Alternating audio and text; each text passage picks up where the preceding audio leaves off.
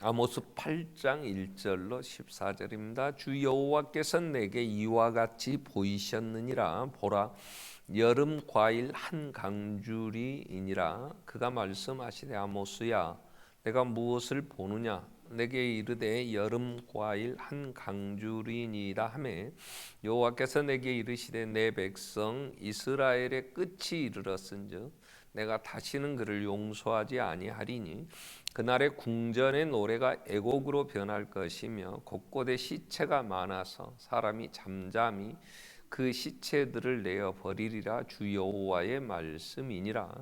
가난한 자를 삼키며 땅에 힘 없는 자를 망하게 하려는 자들아, 이 말을 들으라. 너희가 이르기를 올싹이 언제 지나서 우리가 곡식을 팔며 안식일이 언제 지나서 우리가 밀을 내게 할고 에바를 작게 하고 세계를 크게 하여 거짓 저울로 속이며 은으로 힘없는 자를 사며 신 한 켤레로 가난한 자를 사며 찌꺼기 밀을 팔자 하는도다. 여호와께서 야곱의 영광을 두고 맹세하시되 내가 그들의 모든 행위를 절대로 잊지 아니하리라 하셨나니 이로 말미암아 땅이 떨지 않겠으며 그 가운데 모든 주민이 애통하지 않겠느냐. 온 땅이 강에 넘침같이 솟아오르며 애굽강같이 뛰놀다가 낮아지리라.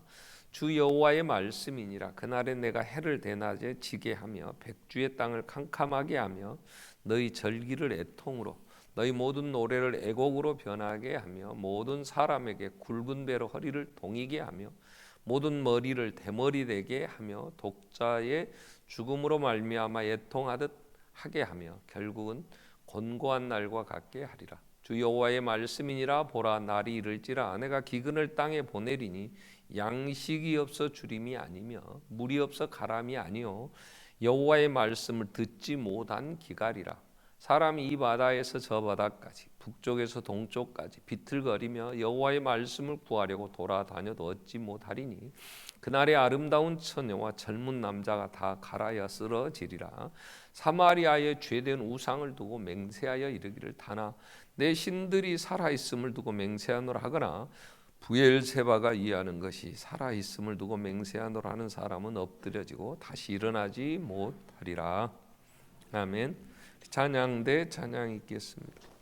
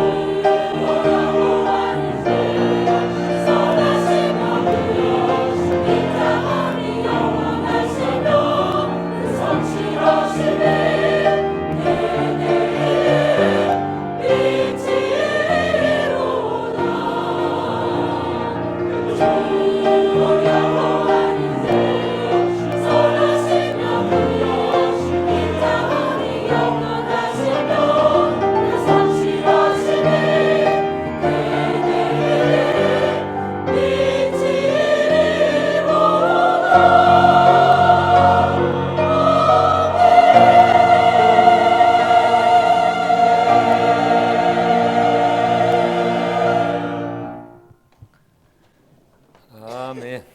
아멘. 하나님은 우리를 지으신 우리의 창조주, 우리는 그의 양이라. 아멘. 그런데 하나님이 이스라엘을 심판하시겠다고 아모스에게 지금 말씀을 전하라고 하시죠.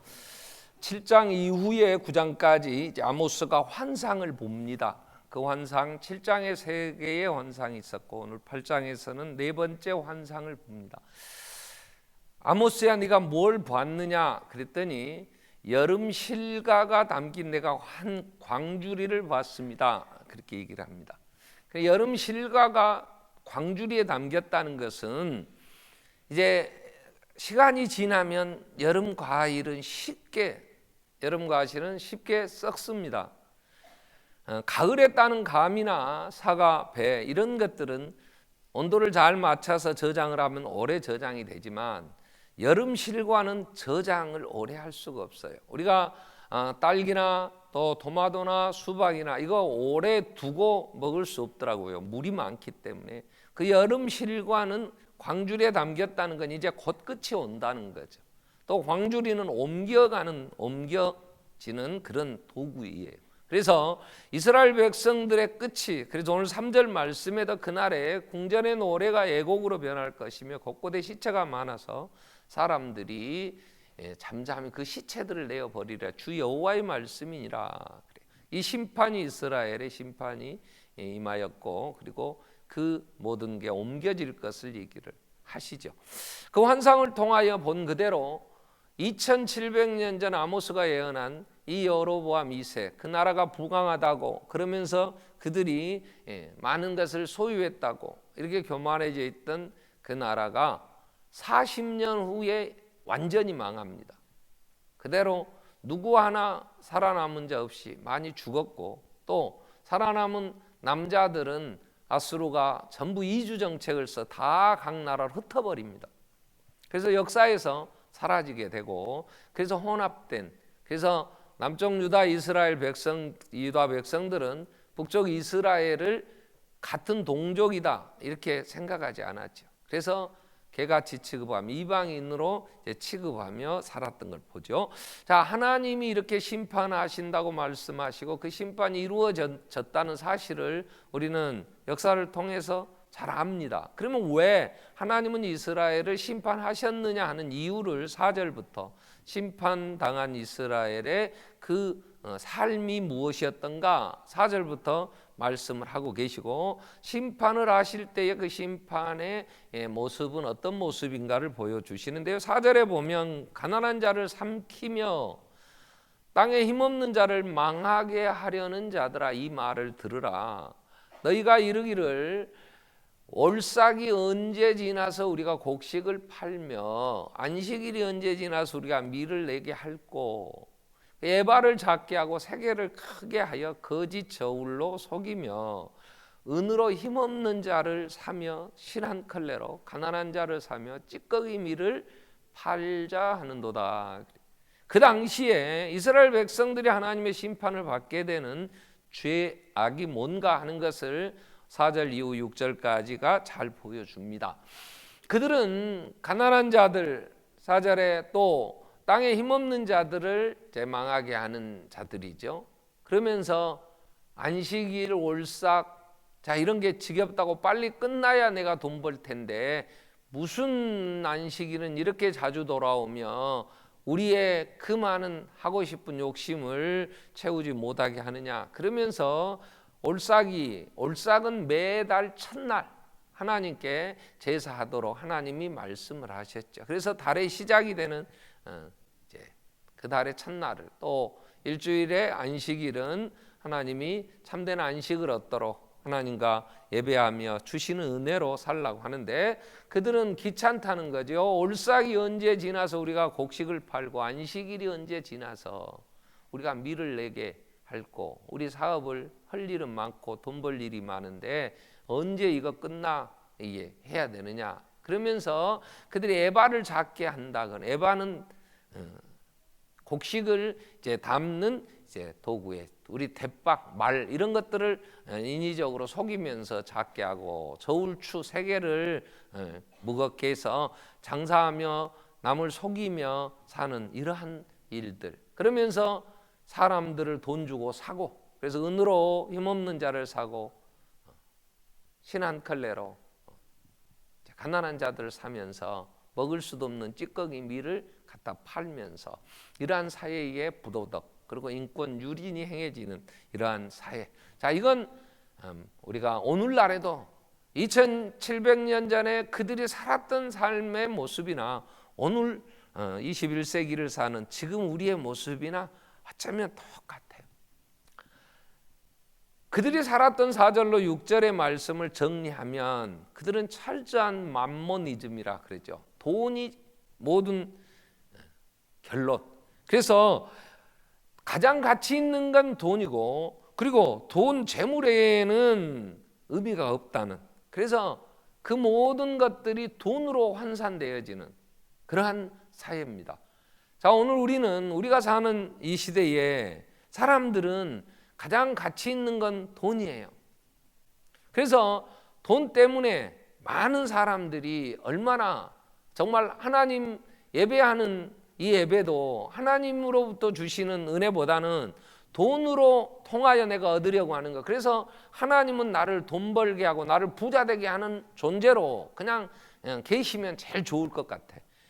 그 돈 버는데 지장되도록 무슨 예배는 그렇게 많은지, 맨날 모이라고 하는지, 나와서 뭘 어쩌라는 건지, 그 안에 무슨 의미가 있어서 안식일을 지키며 내가 올싹으로 모이느냐. 하나님 없이 돈만 있으면. 그래서 예수님은 2000년 전에 너희가 하나님을 섬길래 돈을 섬길래, 2000년 전에도 그랬어요. 근데 오늘 한국 사회만이 아니라 이 자본주의 사회에서는 더 철저한 만몬주의, 돈이 신이 돼가지고 돈이 우리를 끌고 간단 말이야. 그래서 사람도 죽으면 얼마의 합의 볼 거냐, 기준이 그거예요. 얼마 주리. 자, 세월호가 아직도 다 안 건져진 아이들이 있습니다. 그 부모들이 이 추위가 오는데 잠이 올까요?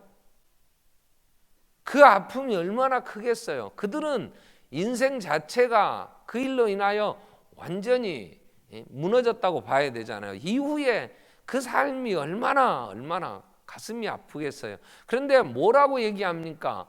야, 한 5억 주면 됐지. 모금한 것도 많고. 그래서 아니 살다가 교통사고 나서 죽고 했는데 그거 한 5억 아니면 한 7억 주리? 뭔 시체 갖고 돈 더 주라고, 응? 그 자식 팔아먹냐? 이러면서 그들을 매도하고 그 가슴에 더 못을 치고 하는 일들이 오늘 우리의 사회에. 사람이 죽어요. 몇 살에 죽었어? 그 사람이 연봉이 얼마였어? 살아있다면 얼마를 더 벌 수 있어? 호프만식 계산법이라고 그래요. 보험회사, 그래서 손해 사정사들 와서 사람 죽으면 돈 가지고 목숨값 흥정합니다. 이만큼 줄 테니 받아. 이 정도 받고 죽은 건 잘 된 거요. 노인이 그냥 있다 죽었으면 장례비도 자기가 내야 되지만 그래도 노인이 죽어서 이만큼 줬으면 됐지.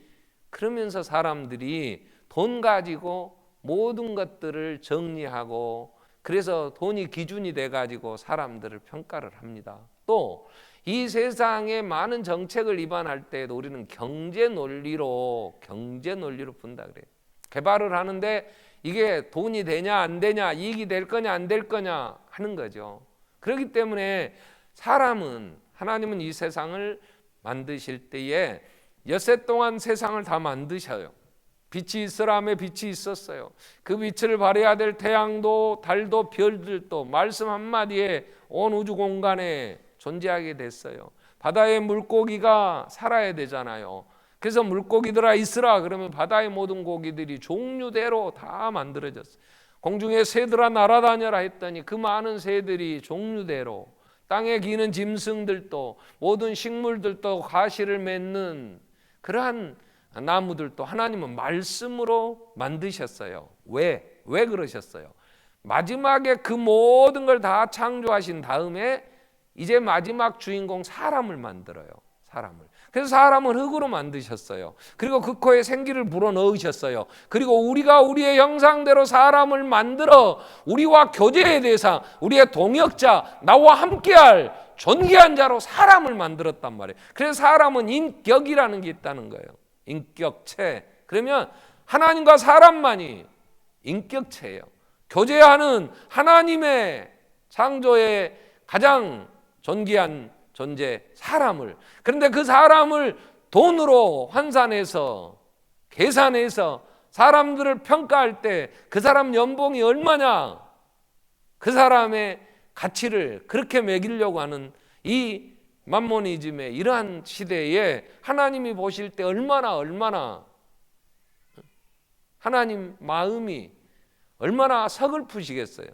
자, 그래서 사람들도 하나님은 그 어떤 존재도 하나님의 형상으로 만들지 않았어요. 이 모든 세상을 만드신 이유는 뭐냐? 하나님의 교제의 대상, 하나님과 같이 하나님의 나라를 이루어야 될 우리의 무대로, 우리가 살아야 될 무대를 만들어 주신 거예요. 예수님이 오셨을 때 귀신이 들린 청년 하나가 있었어요. 거라사인에 예수님 가실 때 그 귀신 들린 청년을 쇠고랑으로 채워놨으나 그것도 감당이 안 돼요. 그 청년에게 들린 귀신들이 예수님에게 나와서 왜 아직 때도 안 됐는데 나를 심판하시고 무저갱에 집어넣으실 때가 아닌데 오셔서 나를 이렇게 괴롭히십니까? 그러면서 나를 나가라 하시려면 저 돼지떼에게 가라고 허락을 해주세요. 그랬더니 그래라. 그랬더니 그 청년에게서 나온 이 군대 마귀, 이 귀신들이 돼지떼에 들어가니까 돼지 2,000마리가 한꺼번에 몰사해 버렸어요. 2,000마리가. 돼지를 키운 농장 주인의 입장에서 본다면 얼마나 큰 손실이겠어요. 아마 예수님 걸어서 손해배상 청구도 해야 될 거예요, 그거. 그런데 한 생명의 가치는 돼지 2,000마리하고 비교가 안 되는 거예요. 그 한 생명을 살려야 되는 창조주 우리 하나님이신 예수님은 그 가치가 예수가 인간이 되어 오셔서 누구 때문에 죽었냐고, 누구를 살려고, 누구를 살리려고, 그 형상대로 지음받은 사람,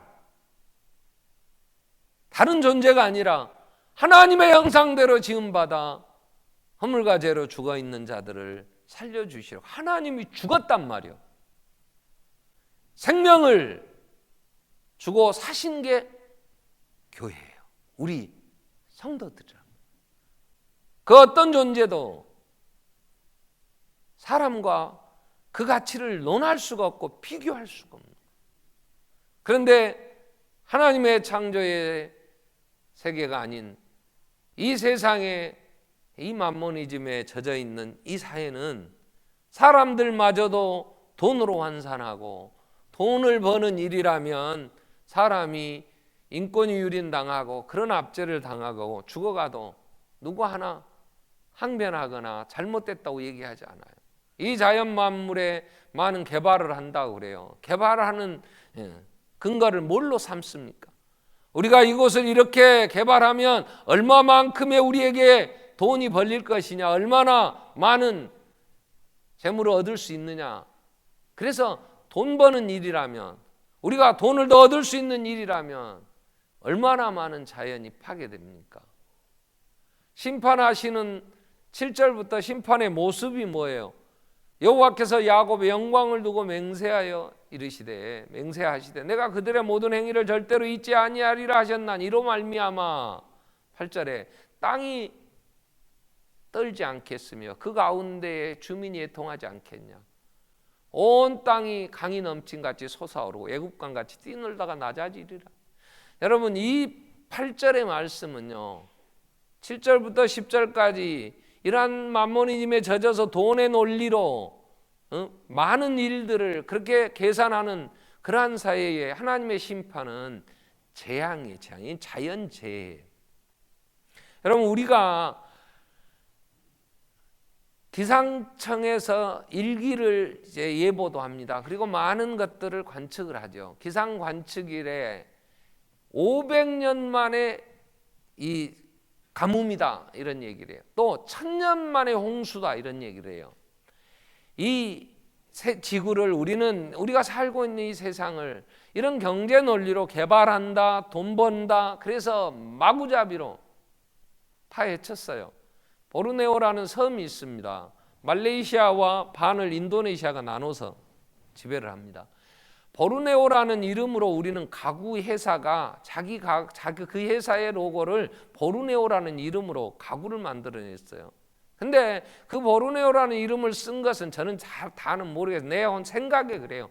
보르네오라는 섬에서 온목을 들여와서 그걸 만들어내기 때문에 보르네오 이런 얘기를 했을 것 같아요. 보르네오는 온목이 그 숲이요, 그 자연님이 그렇게 울창했고 정말 좋은 그러한 섬이었는데 얼마나 인간이 욕심을 부리면서 다 파괴했는지 온목 수입하던 한 분을 제가 말레이시아 가서 만났어요. 그분이 그래, 이제는 목사님 보르네오에 온목 없어요. 우리 온목 장사 못합니다. 그 잔가지들을 찝어서 본드칠해서 그냥 압착시킨 그러한 이제 나무에는 재료가 없습니다. 우리는 뉴스에서도 늘 듣지요. 아마존 강 유역에 돈 버는 일이라면 개발한다고 마구 파헤칩니다. 지금 이 지구는요, 보르네오라든가 아마존이나 이러한 것들을 우리가 표현을 그렇게 지구의 허파라 그래요. 거기서 많은 우리가 배출하는 탄소나 매연 이런 많은 것들을 중화시켜 산소를 공급해 주면서 살게 하는데 인간의 경제 논리로 파헤치기 시작하니까 어떻게 됩니까? 이제는 오존층이라는 게 뭐 구멍이 났대나요? 태양이 빛을 비추면 태양 빛에 의하여 모든 생명체는 살아납니다. 식물들도 산소 동화작용을 하면서 그 많은 숲들이 나무들이 해가 쪼임으로 그 많은 유익한 것들을 우리에게 분출해 주고 우리가 살게 해주잖아요. 그런데 이 태양이 비치면 이제는 식물이 타요. 사람의 피부가 이 햇빛에 노출되면은 암에 걸리고 피부암 탄다고 그래서 요즘 선전하는 화장품 중에 많은 것들이 이 해를 차단시키는 선크림든 선블럭 뭐 얼마만큼 강도가 있으면 얼마나 피부 깊숙이 들어가서 피부를 보호하느냐 뭐 하면서 선전을 해요. 왜 살리는 태양마저도 우리를 죽이는 일이 됩니까? 태양이 사람을 죽이는 일이 왜 이런 많은 중국의 사막은 늘어나고 거기서 불어오는 미세먼지들 이게 한국으로 넘어오고 좀 더 위로 떠서 일본까지 가면 숨쉬기가 어렵다고. 일본과 한국에서 돈을 내서 중국과 3개국이 그 사막 방지에서 나무 심어요. 그런데 늘어나는 사막의 그 속도보다도 나무 심는 인간의 행위는요 너무 미미해요. 방법이 없어요. 누가 이렇게 황폐한 쓰나미가 일어나고 오늘 8절에 모든 주민이 애통하고 온 땅에 강에 넘침같이 애굽강같이 뛰놀다가 낮아지며 이런 해일 쓰나미 이게 어디서 오는 거예요? 이건 하나님이 우리에게 심판하시는 게 아니라 인간의 욕심, 인간의 무지가 돈이면 다 된다고 하는 그래서 파괴하고 그런 개발 논리에 의하여 경제 논리로 이런 많은 악을 행함으로 인하여 살 수 없는 이제 더 이상 소망이 없어. 어떻게 회복할 방법이 없어요. 여러분 이 문제를 누가 해결하겠어요? 유엔에서요. 반기문 씨가 대통령 되면 사무총장 했으니까 해결한답니까? 누구도 해결할 방법이 없어요. 여름 실가 한 강줄인 것처럼 이 땅은 이제는 더 이상 소망이 없어요. 어떻게 하겠어요? 어제 저희 둘째 아들이 부모님 찾아뵌다고 토요일이라고 그리고 집에 왔어요. 점심 먹고 둘이 앉아서 저희 둘째가 행정고시 패스했습니다. 그래서 지금 세종시의 교육부에 근무합니다. 우리나라에서는 이건 출세한 거예요. 그죠? 개천에서 용난 거예요. 근데 저한테 뭐라고 한 줄 압니까? 아빠, 나 저 손녀가 손비예요. 손비한테는 미안하고 손비 엄마한테는 참 그러지만 예수님이 오셨으면 좋겠어요. 나 그래, 우리도 그렇다. 예수님이 오셔야만이 이 모든 문제를 해결하는데 정책을 위반해야 되고 고위 공직자가 이 민족을 위하여 어떤 정책을 위반하고 어떻게 가야 될 것인가를 결정해야 되는데 소망이 없다는 거. 어떻게 해야 될지 이 헝클어져 있는 이 모든 것들을 다 지가 하는 건 아니에요. 지가 하는 분야에서도 어떤 대안이 없어요. 그래도 그 입에서 예수님 오시기를 기도한다고 할 때 그래, 그래도 너는 소망이 있다. 주님이 오실 터인데 주님 오시면 가야지. 이 땅 어떻게 누가 이 문제를 해결하겠냐. 이건 인간이 예배가 우리를 하나님과의 관계에 내 생명을 살리는 일인데 하나님을 찾지 않고 돈이면 된다고 하는 안식일이 빨리 끝나야 돈 벌러 갈 텐데 이렇게 귀찮은 일이 일주일에 한 번씩 온단 말이냐. 올싹이 무슨 의미가 있느냐. 하나님은 오늘 또 우리의 목마름을 해결하기 위하여 수가성의 여인에게 네가 주는 물은 또 목마르지만 내가 주는 물은 영원히 목마르지 않는다 그러시면서 무슨 얘기를 하셨어요? 예배자를 하나님은 찾으신다. 영과 진리로 예배하는 자를 찾으신다고. 요한복음 4장 24절에 그 예배를 통하여 하나님이 살아계심과 그분이 이루시는 그 나라의 소망 가운데 우리가 가야 할 길들을 보게 해주시며 말로 형용할 수 없는 소망 가운데 위로해 주시고 힘 주시며 살게 하시는데 생명의 주님을 버리고 우리가 세상의 물질을 추구하면서 이러한 만몬신앙으로 돈을 섬기는 이러한 시대에 무슨 소망이? 그 결과는 자연재해, 우리의 환경의 변화, 인간의 악함은 서로 테러가 일어나고 이 많은 전쟁, 그걸 더 움켜쥐겠다고 파괴하며 죽이는 이러한 일은 우리의 인류의 멸망의 길이지. 누가 심판을 하나님이 어떤 재앙을 내리셔서가 아니라 인간 스스로 자초하는. 그러면서 하나님이 11절부터 더 끔찍한 하나님의 심판을 얘기하십니다. 하나님의 심판은 11절 말씀 보면 하나님은 그렇게 얘기를 하시죠. 주 여호와의 말씀이니라 보라 날이 이를지라 내가 기근을 땅에 보내리니 양식이 없어 주림이 아니며 물이 없어 가람이 아니요 여호와의 말씀을 듣지 못한 기갈이라 사람이 이 바다에서 저 바다까지 북쪽에서 동쪽까지 비틀거리고 여호와의 말씀을 구하려고 돌아다니도 얻지 못하리니 그날의 아름다운 처녀와 젊은 남자가 다 갈아여 쓰러지리라. 하나님이 기근을 이 땅에 보내시는데 말씀이 없다는 거예요. 말씀. 하나님이 이 악한 하나님을 멸시하고 하나님을 업신여기고 하나님의 그 존재를 인간이 스스로 무지하여 몇 푼의 돈과 비교하여서도 짓밟는 이러한 시대에 하나님은 떠나시겠다는 거예요. 하나님이 떠나신다는 게 말씀을 거두시는 거예요. 말씀이 없어요. 자, 아담이 범죄했어요. 하나님 되겠다고 교만했어요. 그때 하나님은 그 아담을 사랑하시기 때문에 말씀을 주시는 거예요. 아담아, 아담아, 내가 어디에 있느냐? 네가 왜 그렇게 됐느냐? 왜 그렇게 두려워 떨어야만 했느냐? 내가 벗었으므로 무서워서 숨었나이다. 누가 너에게 벗었음을 알게 했더냐?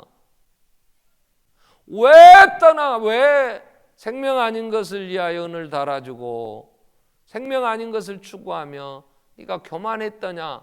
하나님은 아담을 찾아오셔서 그에게 가죽옷을 지어 입히시며 여자의 후손이 뱀의 머리를 상하게 할 것이고 내가 메시아를 보내겠다고 하나님이 말씀을 주시며 위로하십니다. 아벨을 죽이는 가인에게 하나님은 가인아, 아벨의 피가 소리를 지르는데 너 왜 동생을 아벨이 어디에 있느냐? 그럴 때 가인이 뭐라고 해요? 내가 아벨을 지키는 자입니까? 그러나 가인이 불안에 떨고 두려워 사람을 만나기가 두려웠어요. 죄책감에 살 수가 없어요. 하나님은 가인에게 다시 무엇이 잘못이었던가 가르쳐 주세요. 하나님은 사랑하시기 때문에 말씀을 주세요. 다윗이 범죄했어요. 교만했잖아요. 그래서 욕심을 부리고 밧세바를 통하여 정욕을 채우겠다고 그 남편 우리아를 죽이며 얼마나 멀리 떠났어요. 그때 하나님은 나단 선지자를 보내서 당신이 약한 자입니다. 어떻게 하나 양 한 마리를 딸같이 키우는 집에 그 양을 빼앗아서 당신 집에 온 손님을 접대한단 말입니다. 이런 악한 자가 당신이 아니요. 하나님은 다윗을 사랑하기 때문에 말씀을 보내셔서 눈물로 침상을 띄울 만큼 회개케 하셨어요. 다윗이 내가 하나님 앞에 도살하지 아니할 때 숨기려고 했을 때 여름 가뭄에 식물처럼 바짝 말라 견딜 수가 없었는데 내가 하나님 말씀 앞에 무릎을 꿇고 회개하고 다 토해내니 하나님 만나는 기쁨, 이 허물의 사함을 얻고 죄의 가리움을 받는 자의 복 하나님 내게 주셨는데 내게 성령을 거두지 마시고 한 번 더 구원의 기쁨 회복시켜 주십시오. 하나님 내 안에 정직한 영을 창조해 주십시오. 정한 마음을 창조하시고 정직한 영을 새롭게 해 주십시오. 기도하며 생명의 주님을 만나 그는 살아납니다. 사랑하기 때문에 말씀을 보내세요. 근데 이 아모스에게 하나님은 뭐라고 얘기합니까? 이 땅에 기근이 올 텐데 물이 없는 기근이요 양식이 없는 기근이 아니다. 말씀이 없다. 말씀이 없다. 젊은 처녀, 아름다운 처녀, 젊은 남자, 이 신혼부부에게 얼마나 꿈이 있고 얼마나 기쁨이 있겠어요. 그러나 그러한 자들이 다 갈아여 쓰러질 정도로 이 땅에 하나님이 말씀을 거두시겠다는 거예요. 여러분, 하나님이 이 시대에 말씀을 주실 때 오늘 우리가 교도관 시편 19편에 있는 말씀처럼 여호와의 율법은 영혼을 솟게 합니다. 우리의 눈을 밝게 합니다. 마음의 기쁨을 얻게 합니다. 하나님이 이 세상의 창조주이시며 그 앞에 서야 할 인간의 이치를 알게 하실 때에 우리는 하나님의 질서 안에서 하나님이 주시는 그 부요함으로 살 수가 있어요. 그런데 하나님이 말씀을 거두시며 말씀하지 않으시면 우리는 어두움에서 무엇이 생명인지도 모르고 서로 싸우고 헛된 것을 찾으면서 그 멸망의 길을 갈 수밖에 없잖아요. 그런데 하나님이 말씀을 거두신다고, 그래서 말씀 없는 기갈이 온다고 하나님은 말씀을 하세요. 자, 오늘 우리는 바울이 2000년 전에 죽으면서 디모데에게 그렇게 편지를 씁니다. 디모데야, 너는 때를 얻든지 못 얻든지 항상 하나님의 말씀을 전해야 된다. 이 전도자의 사명을 다해야 된다. 그런데 사람들이 때가 되면 길을 진리에서 돌이킨다. 하나님의 말씀을 들으려고 하지 않고 자기 사욕을 좇을 돈 버는 소리나 들으려고 길을 진리에서 돌이켜 자기 귀에 듣기 좋은 소리를 들으려고 사람들이 귀가 가리워진다. 그러나 너는 고난을 당하면서도 핍박받으면서도 하나님의 말씀을 바르게 전해야 돼. 2000년 전에 그랬어요. 지금은요, 교회는 하나님을 경외하고 하나님의 영광을 위하여 하나님이 주시는 생명으로 산다고 그렇게 외치지 않아요. 교회 오면 돈 벌 수 있는 길을, 그래서 교회마저도 세상이 추구하는 그러한 가치 판단을 하면서 그러한 길을 갑니다. 그러니까 늘 세상이 헐떡거려요. 세상은 앞서가는데 그 뒤에서 헐떡거리면서 뭐나 주워 먹을 거 없나.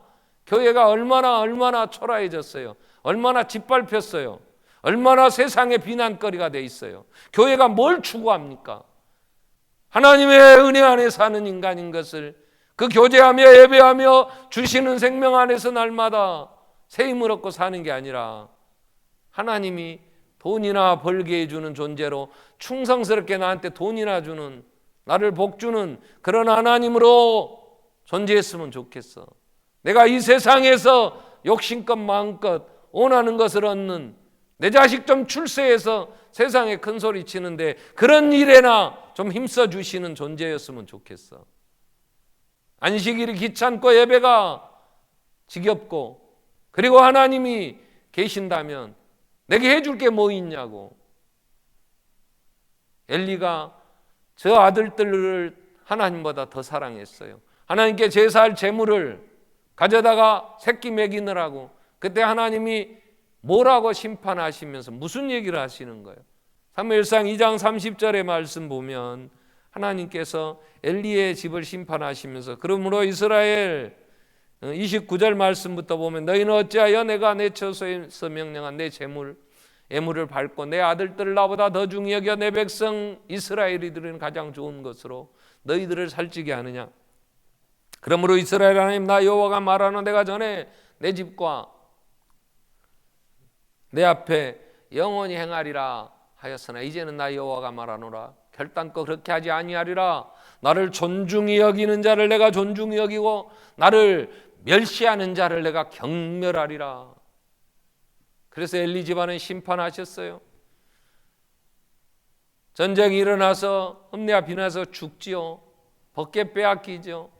엘리는 이 소식을 듣고 비둔하게 살쪄 있는 몸, 의자가 부러져서 넘어지면서 목뼈가 부러져서 죽습니다. 그 며느리는 아이나타가 죽습니다. 하나님을 멸시하고 하나님을 업신여길 때 하나님은 그들을 그냥 두지 아니하셨어요. 우리는 아브라함을 믿음의 조상이라 그래요. 아브라함은 100세의 아들을 하나 얻었어요. 그게 독자예요. 이건요 무엇과도 바꿀 수 없어요. 그보다 귀할 수가 없어요. 그 아버지 아브라함의 생명은 이 아들 이삭과 연결되어 있어요. 이삭이 흥하여야 그는 기쁨이 있고 이삭이 망하면 그는 살 수 없을 만큼 둘이 결부되어 있잖아요. 근데 하나님이 이삭을 하나님 지시하는 산에 가서 번제로 바치라는 거예요. 아브라함은 토를 달지 않아요. 하나님 한 번 더 협상하지 않아요. 따지지 않았어요. 아침 일찍 일어나서 그 어머니와도 의논하지 않고 3일 길을 걸어 모리아산에 하나님이 지시하는 산에 올라가 결박하여 하나님 앞에 번제로 드립니다. 그때 하나님이 아브라함아 이제야 내가 나를 경외하는 줄 아노라. 예수님은 이 땅에 오셔서 마지막 십자가를 지시기 전날 밤 제자들의 발을 씻기시는 거예요. 예수님을 그 겸손을 배워야 된다고 얘기했을 때 우리는 더 낮아져서 천한 일을 하는 게 겸손이라고 생각해서 교회에서 겸손히 섬긴다고 제일 많이 하는 게 화장실 청소업디다. 남들이 그냥 싸고 버린 휴지 갖다 버려주고 그 더러운 화장실 좀 쓸어주면 겸손히 제일 잘 섬기는 거라고. 그래서 화장실 청소는 꼭 없디다. 예배당 청소는 용역에 맡기더라도 화장실 청소는 우리가 하려고 나오는 분들이 있어요. 그래요. 그것도 한 겸손일 수 있어요. 그러나 예수님이 제자들의 발을 씻긴 그러한 일은 화장실 청소가 아니에요. 예수님이 그 요한복음 13장에 얘기하실 때에 한 번 목욕한 자가 다시 목욕할 필요는 없으나 손은 늘 더러워지고 발은 늘 더럽고 냄새나고 그걸 끌어안고 십자가의 죽으심으로 그 허물을 다 씻으시는 주의 속죄 사역을 얘기하시는 거예요. 내가 인간의 허물을 담당하고 섬기는 자로 이렇게 행하여 본을 보였노라. 너희도 행하게 하려고 내가 본을 보였다. 여러분, 우리는 하나님의 영광을 위하여 그분의 창조된 피조물로서 하나님이 영광 받으시는 일이라면 바울은 나는 내게 주신 사명 곧 은혜의 복음 증가하는 일을 마치기까지는 내 생명도 나는 조금도 귀한 것으로 여기지 않노라. 하나님의 영광을 위하여 내가 얼마나 많은 돈을 벌어서 얼마나 많은 사람들에게 내가 큰 소리 치며 출세했다고 사람들이 나를 인정해 주는 삶을 살았느냐, 이게 성공의 기준이 아니에요.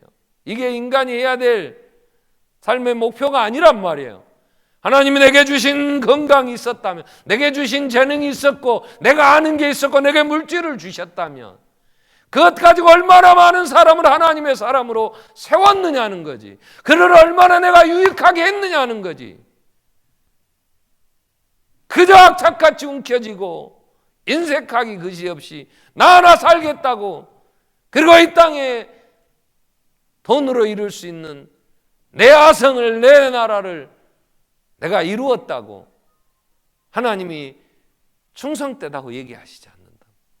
우리의 섬김은 내가 가진 것 가지고 얼마나 많은 사람들의 발을 씻기며 하나님의 사람들로 그 존귀한 자들을 하나님 앞에 세웠느냐는 거예요. 우리의 환경이 어렵고 힘들 수도 있어요. 그러나 그곳에서도 하나님의 일은 할 수가 있다. 호세아는 하나님께서 음란한 여인을 아내 삼으라는 거예요. 여러분, 창녀를 가서 내 아내를 삼아라. 그럴 때 누가 선뜻 나서서 그런 더럽고 추한 여자를 아내로 삼을 수 있겠어요? 여자에게는 정조가 중요한 거지. 저는 어려서 초등학교 국민학교 다닐 때요, 모래에서 무슨 의도의 의미에서 했는지 몰라도 남자는 배짱, 여자는 정조 그런 얘기를 하더라고요. 그걸 듣고 자랐어요. 그 여자는 나는 깨끗해야 된다고. 모르겠어요. 그게 너무 보수적인지는 몰라도 지금도 나는 그 생각을 가져요. 그래서 호세아서를 읽을 때마다 나 같으면 못했을 것 같아. 그 창녀를 가서 아내 삼으라는데, 그래서 자식을 낳으라는데, 자식을 낳았던 이 여자가 또 못된 짓 하느라고 또 남자들 가서 거기 가서 빚지고 또 그 짓 하고 있는데, 하나님이 가서 그 빚 다 갚아주고 또 데려와라. 근데 호세아는 말 한마디 안 하고요, 또 가서 포주들한테 진 빚을 갚아주고 또 데려와서 하나님이 얼마나 우리를 사랑하신가를 삶으로 보여줍니다. 호세아의 삶은요, 정말 고통이었을 것 같아요. 그걸 보면 그거 어떻게 그 얼굴을 쳐다봐. 아유, 이걸 어떻게 같이 밥을 먹어. 근데도 호세아는 그렇게 살았어요. 하나님의 영광을 위해 하나님의 아름다우심과 그 위대하심을 드러내는 일이 우리가 살아야 될 삶의 목적이잖아요. 살든지 죽든지 먹든지 마시든지 하나님의 영광을 위해 살라는데, 하나님의 그 광대하심 앞에, 하나님의 그 위대하심과 그 위엄 앞에 인간이 무엇해야 되는 거예요? 그분을 영화롭게 해드리며 그분으로 인하여 즐거워하며 살아야 되는 게 제일 되는 목적이죠. 자, 그런데 오늘 이 아모스 시대의 이스라엘 백성은 하나님으로 인하여 생명을 얻는 게 아니에요. 안식일이 귀찮은 거예요. 예배가 귀찮은 거예요. 올싹으로 모이는 것이 빨리 끝나 돈 벌어야 되는데 이게 뭔 짓 하는 건지, 하나님으로부터 주시는 그 생명, 인간의 본질을 몰라요.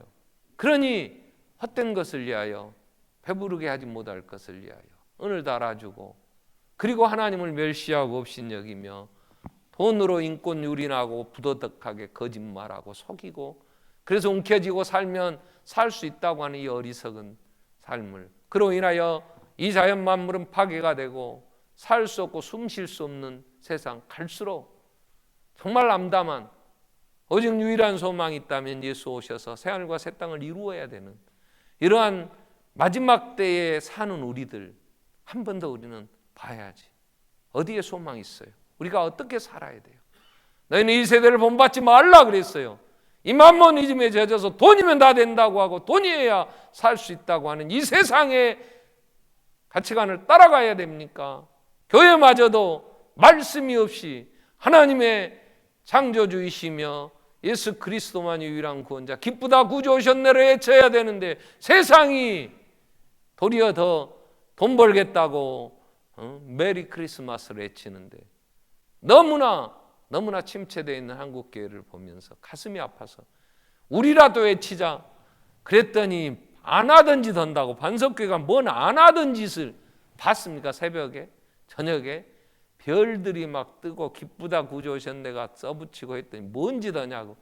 얼마나 속이 타고 답답했으면 그렇게라도 외쳐야 되는데 우리가 지금 무슨 소리를 하고 있냔 말이에요. 교회가 이 세상을 향하여 가서 외쳐야 될 내용이 뭐예요? 하나님 앞에 죄인 인간을 구원하시기 위하여 우리의 구주가 오셨다고, 예수 앞에 무릎을 꿇어야 된다고, 외쳐야 되는데 그런 사람들을 어리석은 자, 뭔가 덜 떨어진 자, 시대에 뒤처진 자라고, 그래서 그런 소리 하지 마라고 입을 닫으라고 하는 이러한 시대에 하나님이 말씀이 없어 기가리라. 우리 한번 기도하겠습니다. 이 시대에 우리가 가야 할 길이 정말 이 세상 사람들이 추구하고 있는 돈이어야 됩니까? 필요한 돈은 그 나라와 의를 먼저 구하면 하나님이 주신다고, 하나님만이 창조주이시며 그분이 인류의 엉망성쇠도 인간의 생사복도 주관하시는 지혜 주셔서 하나님 생명을 알게 해주시고 정말 하나님 더 가까이 주님 사랑할 수 있게 해주십시오. 헛된 인생, 짧은 인생 정말 헛되지 않도록 주님과 교제하며 주님과 함께 왕노달 그날을 바라보면서 우리가 이 길을 지혜롭게 걷게 해주십시오. 같이 한번 통성으로 기도하겠습니다. 살아계신 하나님 아버지, 아모스를 통하여